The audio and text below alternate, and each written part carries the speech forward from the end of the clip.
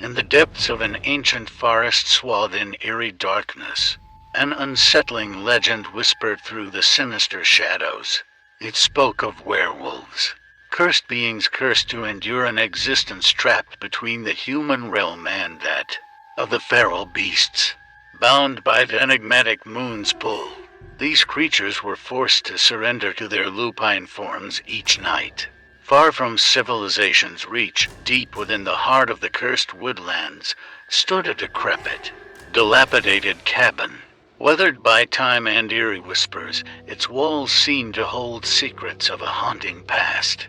Within this derelict dwelling, hidden beneath a cloak of night, a lone inhabitant dwelled, an enigmatic figure with eyes as bright and ruthless as the flickering flames of hell. His name was Jarth, an eerie name to match his ethereal presence. Jarth, once a man of noble birth, had unwittingly encountered a foul enchantment that transformed him into a werewolf every full moon. With the passage of time, his humanity waned, and a haunting bloodlust consumed him along with the moon's ascendance. Jarth was not alone in his macabre plight. Rumors whispered of a clandestine society of ravenous creatures living in the haunted depths of the forest, bound to their insatiable hunger for human hearts. No heart was sweeter to their jagged fangs than that of the werewolves, for it held a certain mystique and potency, a dark essence that could grant unimaginable power and unleash demonic forces.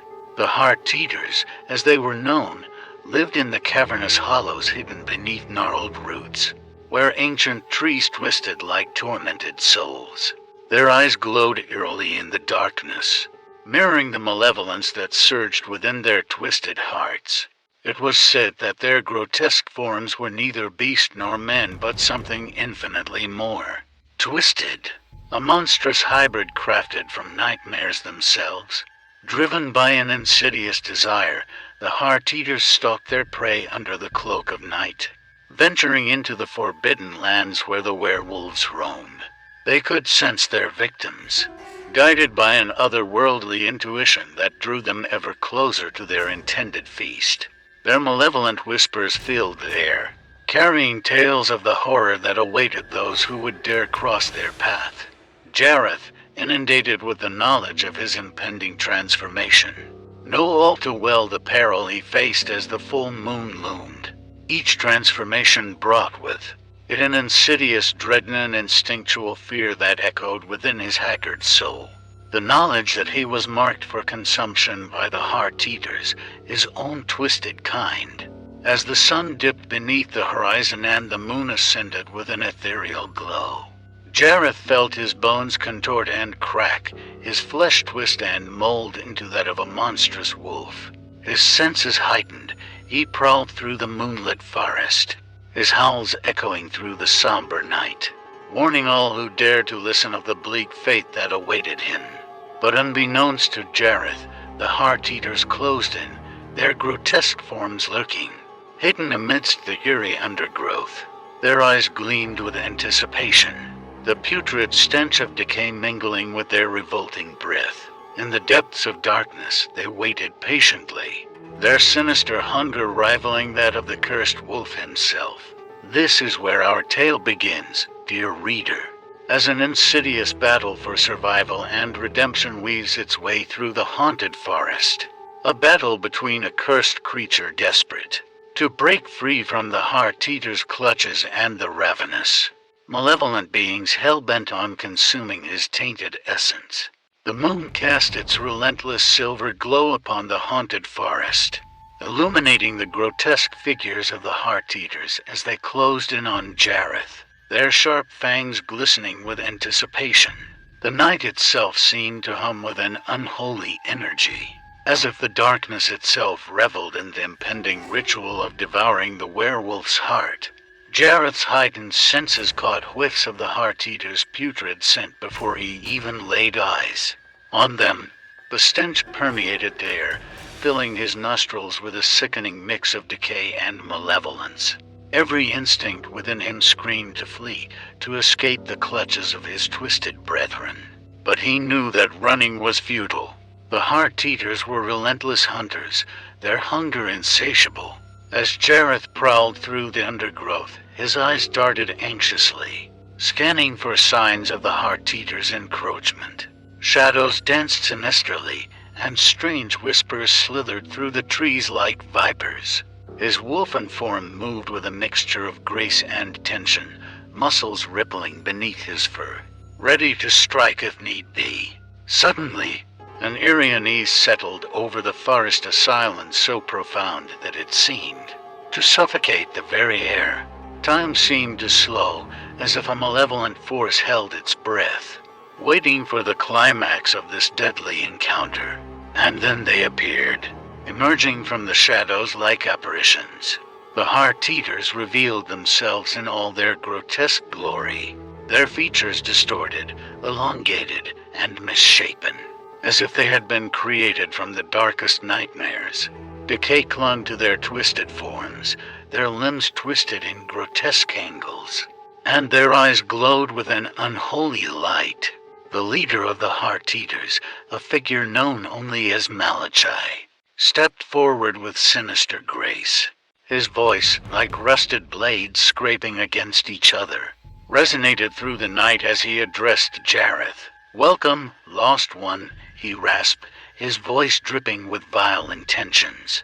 "We have long awaited this moment, the feast of a werewolf's heart. Your essence shall grant us unimaginable power." Driven by a primal force, Jarth crouched, a low growl rumbling within his chest. His eyes locked onto Malachi, filled with a mix of defiance and desperation. A flicker of his fading humanity shimmered within those lupine orbs, a glimmer of the man he used to be. As the Heart-Eaters closed in, their deformed limbs twitching with anticipation, Jarth knew that his only chance of survival lay in embracing the primal fury that coursed through his veins.